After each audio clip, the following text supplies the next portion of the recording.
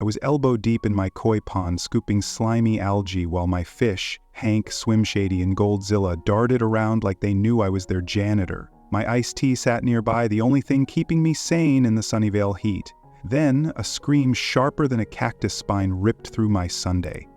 "Stop stealing our water!" I nearly dropped my net. That was Linda Grayson, my neighbor, perched over my adobe wall like a vulture in a muumuu. Her yell was so loud, my sprinklers seemed to flinch. Yikes. I'm Jack Turner, a graphic designer who moved to Desert Bloom Estates for peace and quiet. Spoiler, I got a sitcom instead. "Linda, it's my pond," I said, wondering if she thought my backyard was a public aquarium. My fish weren't exactly community mascots. But Linda's face turned redder than a chili pepper. "That pond's a neighborhood treasure. I'm calling the cops." She was already dialing 911, ranting about vandalism of shared resources. My lazy afternoon had morphed into a reality show, and I was the confused star holding a net. I should have seen it coming. When I bought this place last summer, my realtor smirked, "Keep your gates locked and your pond private." I thought she was joking. Nope, she meant Linda. A woman so bossy she once tried to mandate matching mailbox colors for cul-de-sac harmony. Her stucco fortress sat diagonal to mine, separated by my 6-foot wall, a row of prickly pears, and what I hoped was basic human decency. Guess which one was missing? My pond was a mess, murkier than a monsoon puddle. Hank, Swim Shady, and Goldzilla deserved better, so I was draining it for a deep clean. I'd check city codes and HOA rules to avoid trouble. Fat chance. Linda stormed around my wall, flip-flops slapping like war drums, her floral muumuu flapping like a warning flag. "You're destroying a community asset," she bellowed, pointing at the draining pond like I'd just torched a museum. "It's my pond, Linda," I said, slow and clear, like explaining Wi-Fi to my grandpa. "On my property, paid with my money." She scoffed, whipping out her phone to snap photos of my yard, including my inflatable cactus floaty, which, honestly, is pretty awesome. "This affects everyone," she hissed. "That water's a visual oasis for the whole street." "Lady, the only thing it affects is my electric bill," I muttered, turning off the pump to process her nonsense. That's when she dropped a bombshell. "I was HOA vice president," she said, puffing up like a peacock. "I know the rules. If it's visible from the street, it's communal." I blinked. My pond was behind a 6-foot wall. Unless she had a drone or a ladder, she wasn't seeing squat. I pulled up the HOA bylaws on my phone. Section 12C, private water features, including ponds, are the sole property of the homeowner. I showed her the screen. She scrolled for 2 seconds, snorted, and shoved it back. "The authorities will handle this," she said, smug as a cat with a canary. Just then, a police cruiser rolled up to my driveway. My jaw dropped. She'd actually called 911 over a koi pond. Officer Maria Cortez stepped out, notepad in hand, looking like she'd rather be anywhere else. Linda sprinted toward her, pointing at me like I was a bank robber. "He's draining our communal oasis," Maria raised an eyebrow.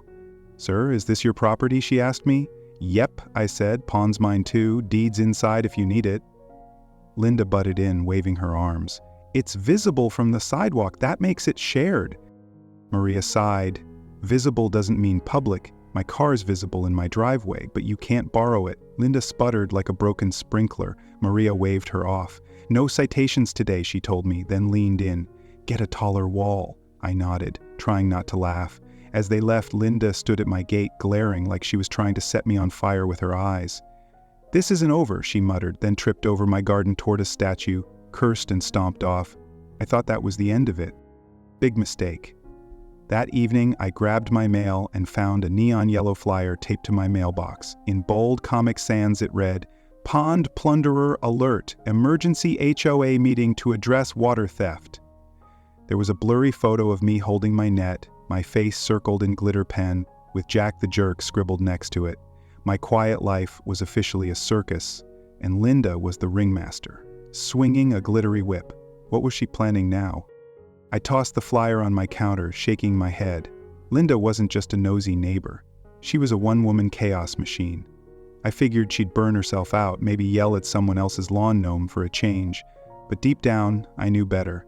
That glitter pen circle wasn't just a doodle, it was a declaration of war. I sipped my iced tea, staring at the flyer, and wondered how far she'd take this. My pond was mine, and I wasn't about to let her turn it into a neighborhood splash pad. The next morning, I stepped outside to grab my newspaper and froze. Every mailbox on the cul-de-sac had a copy of Linda's flyer, flapping in the breeze like tiny battle flags. Neighbors I barely knew, old Ellie Wong with her chihuahua, the guy who jogged with neon sneakers, shot me weird looks as they passed. Even the mail carrier raised an eyebrow. Linda's propaganda was spreading faster than a desert wildfire, and I was the villain in her twisted tale. I called Tina Alvarez, our HOA president, who answered with a groan. "Let me guess. Linda?" she said before I could speak. I told her about the flyers. "She's been emailing me about communal water rights all week," Tina said. She was kicked off the HOA board for trying to ban wind chimes. She's got no authority, but good luck telling her that. I laughed, but my stomach twisted. Linda didn't need authority. She had nerve. I decided to check my pond just to make sure she hadn't snuck in to, liberate my fish. Everything looked fine, but I noticed something odd. A pile of flamingo-shaped napkins from Linda's yard had blown into mine. Was she littering on purpose? I shook it off and went back inside, but the unease lingered. Linda wasn't just yelling, she was scheming. And those flyers were only the beginning. That afternoon, I sat down to work on a logo design, but my phone buzzed with a text from Ellie Wong. "Watch out for Linda," it read. She once tried to fine my succulents for being too red. I chuckled, but the warning stuck. Linda wasn't just a nuisance. She was a suburban supervillain with a clipboard and a grudge. I glanced out my window, half expecting to see her scaling my wall with a megaphone. By evening, I was ready to call it a day when I noticed my mailbox was stuffed again. This time, it wasn't just flyers. A handwritten note in the same glitter pen was taped to my gate. "Cease your selfish pond destruction or face consequences." My heart skipped a beat. Consequences? Was she going to toilet paper my cactus? Key my car? Or worse? I crumpled the note, but the words echoed in my head. Linda was turning my backyard into a battlefield, and I had no idea what she'd do next. I lay awake that night staring at the ceiling. The flyer's glittery circle burned into my brain. Desert Bloom Estates was supposed to be my fresh start, a place to sip iced tea and watch my fish swim in peace. Instead, I was dodging a glitter pen gangster who thought my pond was her personal kingdom. Tomorrow, I'd have to face her nonsense head on, but for now, I was stuck wondering, what kind of emergency meeting was she cooking up, and how much crazier could this get? The morning after Linda's glitter pen flyer turned me into the neighborhood's pond plunderer, I stepped outside to grab my newspaper and stopped dead. A stack of full-color newsletters was tied to my gate, screaming, "Is your neighbor ruining our desert gem?" in bold red letters. A cartoon pond swirled down a drain with my name, Jack Turner, scrawled as the villain. Every mailbox in Desert Bloom Estates had one, flapping like wanted posters. Neighbors I barely knew gave me the side eye. Even Ellie Wong, who loved my koi fish, clutched her chihuahua tighter when I waved. That dog looked judgy. Yikes. Linda wasn't just yelling anymore, she was waging a propaganda war. Her neon flyer from yesterday had been bad enough, but these newsletters were next level. They accused me of draining the cul-de-sac's soul by cleaning my koi pond, my private pond, behind a 6-foot adobe wall. I shook my head, muttering, "This is a sitcom, and I'm the guy who just wanted clean water for Swim Shady." But Linda was rewriting the script, and I was her scapegoat. That afternoon, a knock at my door made me brace for round 2. It was Sam Patel, a new neighbor with an HOA badge that looked like it was printed 10 minutes ago. He held a clipboard, shifting nervously. "Just doing a pond audit," he mumbled. "Linda says your runoff's causing cactus rot?" I raised an eyebrow. "Cactus rot? Seriously?" Sam blushed. I glanced past him and spotted Linda across the street, smirking with a tray of snickerdoodles. "She bribed you with cookies, didn't she?" I asked. Sam nodded, defeated, and shuffled off. Linda's grin widened. She was building an army with baked goods. I called Tina Alvarez, our HOA president, who answered with a sigh. "Linda again," she said before I could speak. I told her about the newsletters and Sam's audit. "She's been spamming my inbox with communal water rights nonsense," Tina said. She was kicked off the HOA board last year for trying to ban wind chimes. She's got no power, but she's persistent. I laughed, but my gut twisted. Linda didn't need a title. She had nerve. And a printer. Determined to shut this down, I printed the real HOA bylaws. Section 12C. Private water features, including ponds, are the sole property of the homeowner. I taped copies to my gate, figuring logic might stop her. By noon, they were gone, replaced with a new note in glitter pen. Cease your vandalism or else. Or else? My heart skipped. Was she going to egg my house? Steal my cactus floaty? I shook it off and checked my pond. Hank, Swim Shady, and Goldzilla were fine, but Linda's antics were getting under my skin. The next day I caught her in my yard, measuring my pond with a tape measure like she was sizing up a crime scene. Per clause 9A, she said, anything enhancing curb appeal is communal. I snorted. Clause 9A, from your glitter binder? Her eyes narrowed, but she didn't flinch. I'm documenting for legal action, she muttered, scribbling in her notebook before stomping off. Legal action over a koi pond. This woman was a glitter pen gangster, and I was her public enemy number one. By midweek, a fake HOA citation arrived in my mailbox, printed in Comic Sans with a clip art logo. It demanded $200, 0 cents, for unauthorized water displacement. I showed it to Tina, who burst out laughing. She's not even trying, she said, promising to send an HOA-wide memo debunking it. But Linda's campaign was relentless. Flamingo-shaped napkins from her yard kept blowing into mine like she was marking her territory. My mailbox was stuffed with flyers for community beautification meetings I'd never heard of. One even had a photo of my pond with "Save Our Oasis" scrawled across it.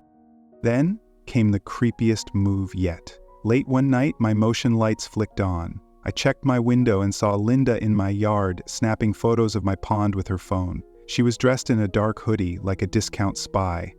"Go home, Linda," I shouted. She didn't even look up, just kept clicking before vanishing into the shadows. My stomach churned. This wasn't just annoying, it was stalking. I ordered security cameras online, vowing to catch her next move. No way was I letting her turn my backyard into her personal photo studio. The cameras arrived the next day, and I spent hours setting them up around my pond. If Linda wanted to play spy, I'd be ready with evidence. But her propaganda kept spreading. Neighbors I used to chat with, like the guy who always jogged in neon sneakers, started crossing the street to avoid me. Ellie Wong stopped me while walking her chihuahua. "Watch out for Linda," she whispered. "She once tried to fine my succulents for being too red." I chuckled, but her warning stuck. Linda wasn't just a nuisance. She was a suburban supervillain with a vendetta. By Friday, my mailbox was overflowing again. This time it was a bag of pond salt with a note, "For your next selfish act." The glitter pen was unmistakable. I stared at Linda's house, her curtains twitching. Was she watching me right now? I tossed the salt in my garage, but the note's threat lingered. She wasn't just trying to shame me. She was trying to scare me. My pond, my peace, my entire life in Desert Bloom Estates was under siege, and I was done playing nice. I decided to fight fire with facts. I printed more bylaws and taped them to every mailbox on the cul-de-sac, adding a note: "Linda's flyers are fake. This pond is mine." For a few hours, I felt like I'd won a round. Then I saw the aftermath. Every single bylaw was torn down, replaced with Linda's newsletters. She was unstoppable, a hurricane in flip-flops, and I was caught in her storm. That evening, I was working on a logo design when my phone buzzed with a text from Sam Patel. "Sorry about the audit," he wrote. "Linda offered more cookies."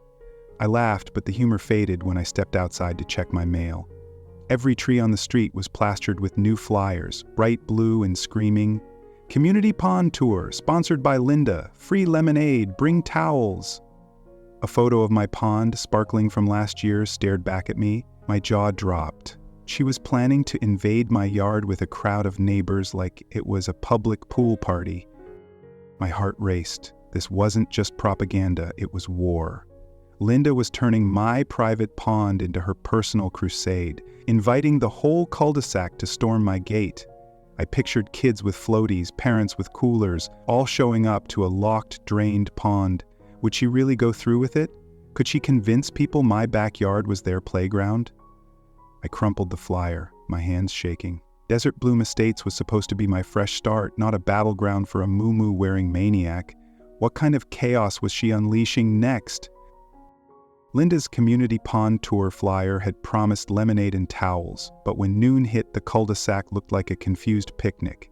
Neighbors showed up, kids with floaties, parents with coolers, even a guy with a ukulele, staring at my locked gate and bone-dry koi pond. Linda marched in, whistle around her neck, clutching a lemonade pitcher. "The HOA drained it to spite us," she shouted. A mom frowned. "Isn't this Jack's yard?" Linda blinked. "It's communal." I stepped outside, arms crossed, letting the empty pond speak for itself. One by one, the crowd left, muttering. Linda stood alone, her pitcher dripping like her dreams. I was done being her punching bag. Those blue flyers plastered on every tree were the last straw. Linda had turned my pond into a neighborhood soap opera, and I wasn't about to play the villain. I spent the evening turning my yard into a prankster's paradise. Motion-stingered floodlights bright enough to blind a coyote, sprinklers set to drench, and a speaker system loaded with a loop of Linda's rants from my security footage. "It's communal, you'll regret this," blared her voice, edited to sound like a meltdown. I grinned. Game on. That night, at 2 a.m., my floodlights snapped on. I checked my cameras, and there she was, Linda, in a poncho, lugging a bag of pond chemicals like a wannabe chemist. She was planning to restore my pond with her own mix. The sprinklers roared, soaking her from head to toe. She shrieked, flailing like a cat in a bathtub. Then the speakers kicked in, blasting her own voice. "You'll regret this!" She froze, horrified, dropped her bag and bolted, leaving a trail of fish food. I sipped coffee, grinning. Gotcha. But Linda wasn't down for the count. The next morning, my pond pump was dead. I checked the wires.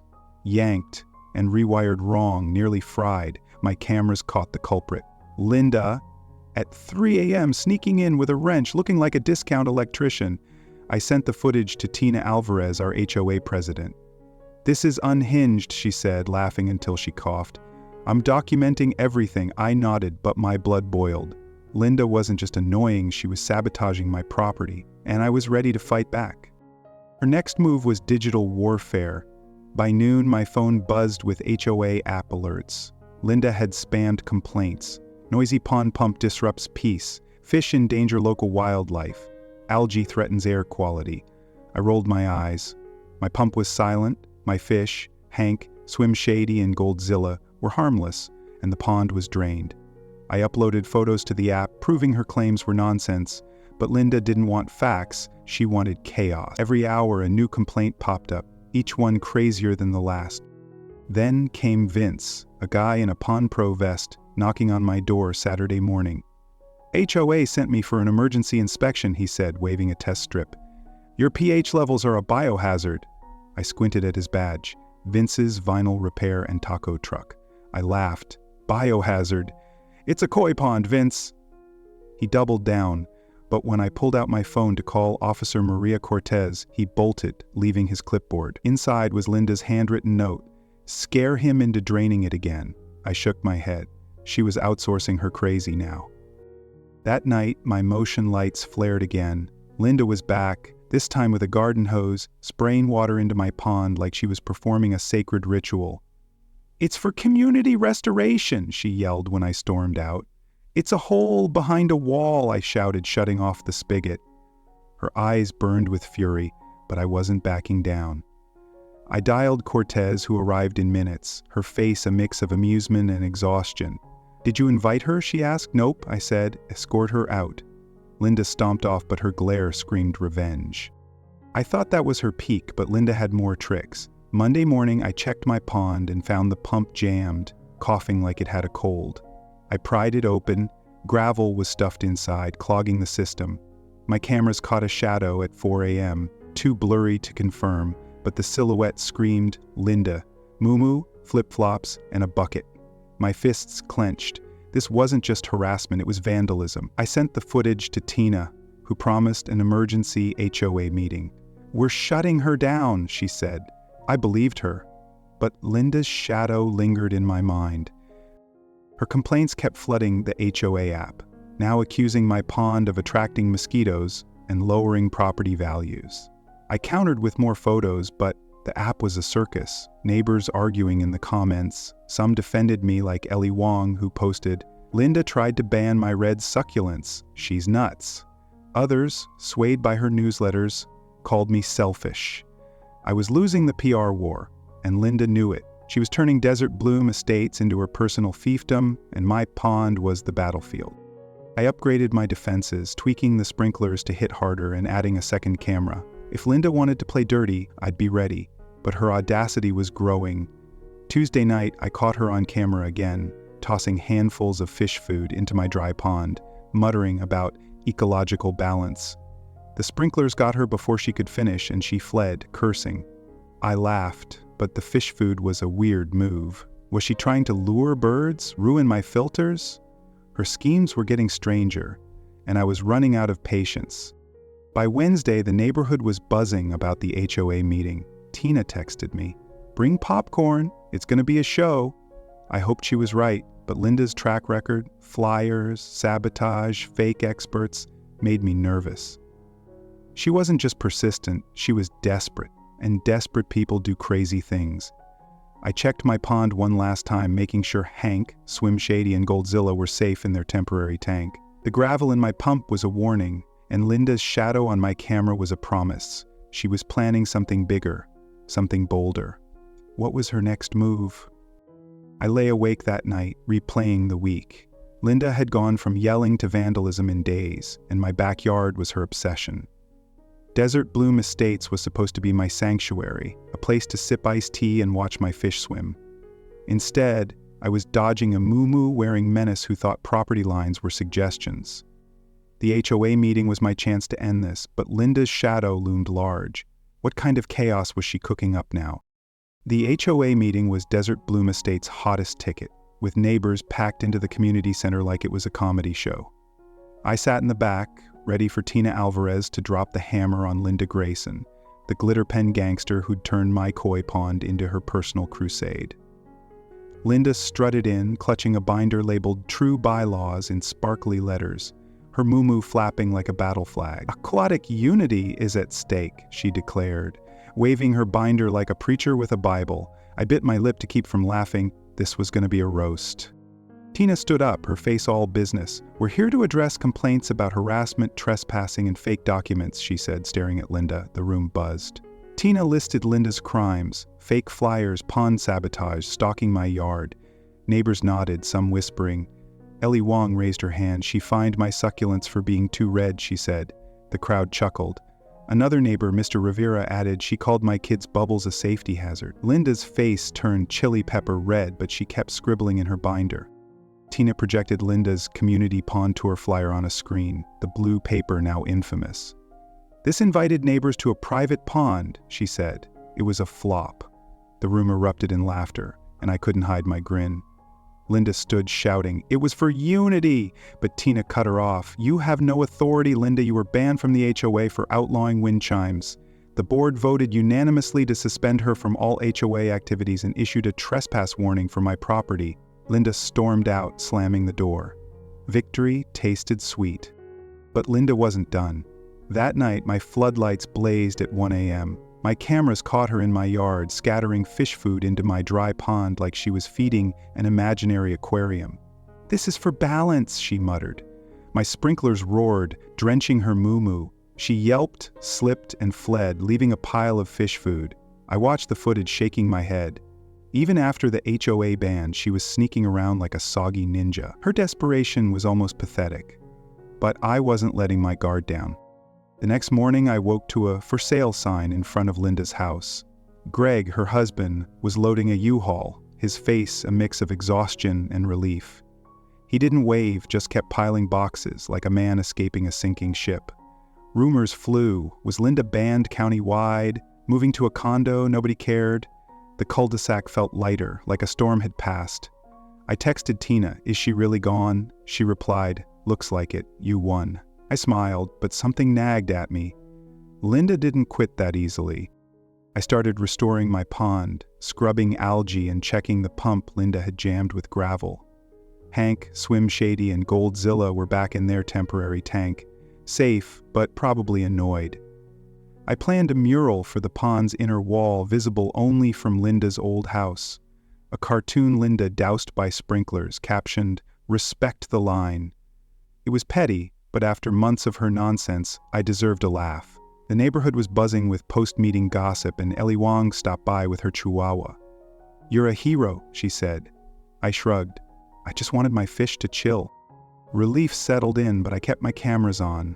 Linda's fish feed stunt proved she was still unhinged, and I wasn't ready to call it over. Neighbors started waving again, and the guy in neon sneakers even apologized for dodging me. Linda's propaganda had fizzled, and Desert Bloom Estates felt like home again. I spent days cleaning the pond, dreaming of a quiet summer with my fish. Maybe I'd even host a barbecue, invite folks to see the real pond. No lemonade or whistles required. Then, a week later, my mailbox held a surprise. A thick envelope with no return address. Inside was a fake HOA citation demanding $500, 0 cents, for emotional distress caused by pond vandalism. The handwriting was Linda's, glitter pen and all. My heart sank. She was gone, her house empty, but this citation was a parting shot. I called Tina, who laughed. "Comic Sans again? She's obsessed." She promised to file it as evidence, but I couldn't shake the unease. Linda was out of my yard, but not out of my life. I checked my cameras, half expecting to see her shadow lurking. Nothing. Greg's U-Haul was long gone, and the for sale sign had a sold sticker. New neighbors, the Riveras, were moving in, their kids already biking in the cul-de-sac. They seemed normal. No glitter pens in sight. I told myself to relax, but the citation's words, emotional distress, stuck with me. Linda had lost her HOA power, her home, her grip on the neighborhood. What was left for her to do? Was this citation just a tantrum, or something more? I showed the citation to Officer Maria Cortez when she stopped by to check in. "She's grasping at straws," Maria said, shaking her head. "But keep those cameras rolling." I nodded, my mind racing. Linda's fish food stunt was desperate, but this citation felt calculated, like a chess move I didn't understand.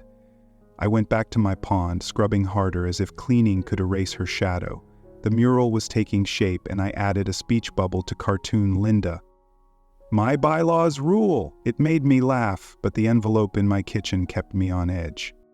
By Friday, the neighborhood was thriving. Kids played without fear of Linda's fake fines, and yards sprouted quirky decor, flamingo statues, neon wind chimes, even a disco ball. I felt proud, like I'd helped free Desert Bloom Estates from her reign, but every creak of my gate made me jump. I told Ellie about the citation. "She's licking her wounds," Ellie said, "but watch your back." Her chihuahua yipped like it agreed. I forced a smile, but the warning landed. Linda's handwriting was a ghost I couldn't shake. That night, I sat by my pond, sketching the mural's final touches. The citation lay on my counter, a glittery reminder of Linda's obsession. Tina's HOA memo had debunked it, and neighbors were rallying behind me, but I couldn't relax. Linda had gone from yelling to sabotage to fake documents in weeks. This citation wasn't her style. Too quiet, too final. Was she planning one last strike from wherever she'd fled? My cameras were ready, my sprinklers primed, but my gut screamed trouble. What was her final play? With Linda Grayson's glitter pen reign finally over, I dove into restoring my koi pond, scrubbing algae like it was her lingering chaos. My fish, Hank, Swim Shady, and Goldzilla, were back in their temporary tank, probably plotting a union for better water. I added twinkling lights to the pond and painted a mural on the inner wall, visible only from Linda's old house. A cartoon Linda drenched by sprinklers, captioned, "Respect the line." It was my victory flag. A cheeky nod to the war I'd won. Desert Bloom Estates felt alive again, and I was ready to reclaim my peace. The next day, new neighbors moved into Linda's old house. The Riveras rolled up with a minivan, 2 kids, and a tray of brownies that smelled like heaven. "We heard about the pond drama," Mrs. Rivera said, grinning. "We're not claiming it, promise." I laughed, offering them a tour of my yard. Their kids peeked at the empty pond, asking if my fish had names. "Hank's the boss," I said. "Swim Shady's the rebel." They giggled, and I felt a spark of hope. Maybe this cul-de-sac could be home after all. I decided to throw a barbecue, A real one, not Linda's fake pawn tour nonsense. I sent invites to every neighbor, promising burgers, music, and a fish-friendly vibe. Saturday afternoon, my backyard was packed. Kids ran around, splashing in a kiddie pool I'd set up. Ellie Wong's chihuahua yapped at a burger. Tina Alvarez raised a soda can, grinning. "You showed Linda community isn't control, it's respect," she said. I shrugged. I just wanted my fish to chill. But her words hit deep. This was my win, and it felt good. The pond was still dry, but I worked on it daily, fixing the pump Linda had jammed with gravel. Neighbors stopped by to chat, some apologizing for buying Linda's propaganda. The guy in neon sneakers even brought me a cactus-shaped keychain. "Sorry for dodging you," he said. I waved it off. The cul-de-sac was healing, blooming with life. Kids biked without fear of fake fines. Yards sprouted flamingo statues and wind chimes. A middle finger to Linda's rules. I smiled, hammering a new filter into place. This was my oasis. One evening, as I tested the pond's lights, a letter arrived from the city. Linda had filed an appeal, claiming my mural was visual harassment. My heart skipped, but the letter shut her down. Homeowners' art is legal, especially when inspired by truth. A smiley sticker sealed it, like the city was winking at me. I taped the letter to my fridge next to her glittery citation. Linda was gone, her schemes reduced to paper and bad ideas. I turned on the pond's lights, watching them dance. Take that, glitter pen gangster. The next morning, a package showed up on my porch. No sender. Inside was an HOA handbook, pristine with a note in tidy handwriting, "For the next Linda." "You're a survivor," I laughed, picturing Tina or Ellie sneaking it over. It was a trophy, a reminder I'd outsmarted a suburban supervillain. I tucked it on my shelf, next to a photo of Hank, Swim Shady, and Goldzilla from their tank days. My fish were back in the pond by then, swimming under the lights like they owned the place. I spent weeks perfecting the pond, adding plants and a tiny bridge for flair. The mural gleamed, a private joke that made me chuckle every time I saw it. The Rivera's kids stopped by to name the bridge Fishville Crossing, and I let them stick a sign on it. The barbecue had sealed our bond, and the cul-de-sac felt like a family. I sat by the pond one night, reflecting on the chaos. Linda's war had taught me to stand firm, laugh at absurdity, and protect what's mine. Boundaries weren't just walls, they were respect, and I'd earned both. But peace came with a catch. As I raised a glass to my fish, toasting boundaries and quiet nights, a thought nagged me. Linda was gone, but her kind wasn't. Someone, somewhere, might be watching, plotting their own glittery crusade. I checked my cameras just in case. The cul-de-sac sparkled under the stars, free of her shadow, but I knew better than to relax completely. Another Linda could be out there, waiting. What if one was already watching? This journey wasn't just about a pond, it was about fighting for what's yours and finding strength in community. I learned to stand up to bullies like Linda, to use humor as armor, and to build bonds that outlast chaos. Every sprinkler blast, every fake flyer, every HOA showdown shaped me into a survivor. You've followed me through this wild ride, and I hope you've seen the power of holding your ground. Did this story make you laugh, cheer, or rethink boundaries? Drop a comment below, tell me your favorite moment. Hit that like button if you loved the fight, and subscribe to catch more epic tales. Don't miss the next episode, where new battles and lessons await. Let's keep the cul-de-sac thriving.